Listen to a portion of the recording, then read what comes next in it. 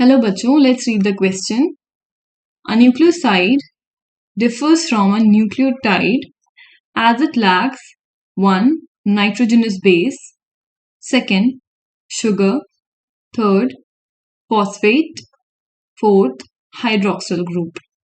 So यहाँ पे जो की कॉन्सेप्ट है वो है nucleic acids, right? Key concept है nucleic acid, nucleic acid.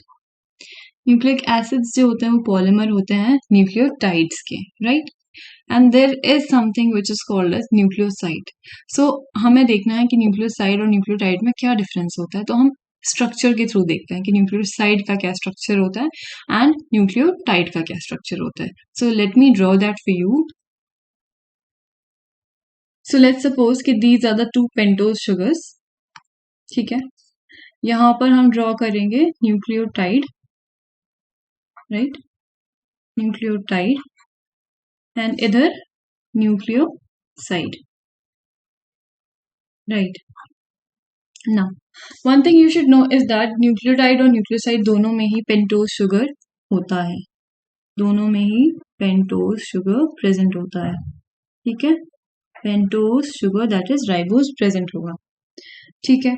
Now let's say कि न्यूक्लियोटाइड में क्या क्या चीजें होंगी और सो इधर एक बेस होगा, ठीक है? It may be A T G और सी, ए टी जी और सी, राइट? एंड यहां पर भी एक बेस अटैच्ड होगा, ये भी ए हो सकता है या टी हो सकता है या फिर जी हो सकता है और सी हो सकता है, ठीक है? Only difference in nucleoside and nucleotide is कि ये वाला जो आपका कार्बन होगा ना, ठीक है, CH2 यहाँ पे होगा OH, so this is your nucleoside, complete structure. And इस कार्बन पे CH2, right? There will be a phosphate group. What? A phosphate group. Let me write it down like this. O negative and here also O negative.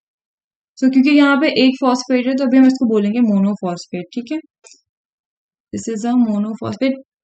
अगर यहाँ पे 3 होते तो we would have call it triphosphate और diphosphate, ठीक है? But जो आपको जनरली जो आपको न्यूक्लियोटाइड होता है जो कि न्यूक्लिक एसिड के पॉलीमर्स में होता है उसमें सिंगल ही फॉस्फेट होता है। जब हम बात करते हैं आपके एटीपी जैसे मॉलिक्यूल है तो उसमें होगा ट्राइफॉस्फेट, तो यहाँ पे 3 और फॉस्फेट के ग्रुप्स होंगे।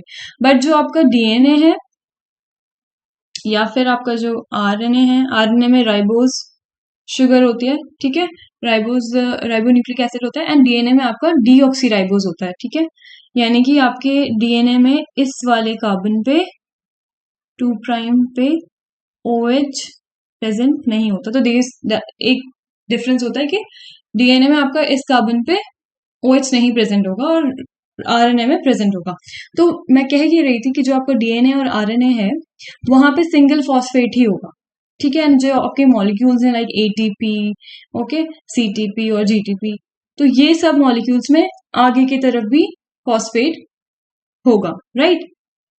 सो ये तो हो गया आपका structure of nucleotide and nucleoside. अब देख लेते हैं क्वेश्चन क्या कह रहा है। क्वेश्चन आपसे कह रहा है कि nucleoside differs from nucleotide as it lacks, यानी कि न्यूक्लियोसाइड के अंदर क्या चीज लैकिंग है। तो यहां पे हम देखते हैं न्यूक्लियोसाइड में एक फॉस्फेट ग्रुप इज लैकिंग, ठीक है? न्यूक्लियोटाइड में आपके पास फॉस्फेट ग्रुप है एंड न्यूक्लियोटाइड में आपके पास OH आ जाता है इस पोजीशन पे, राइट? सो हम मार्क करेंगे third option that is phosphate group. So let me write it down that the correct option is third, right? With this, I hope you understood the question well. Thank you and best of luck.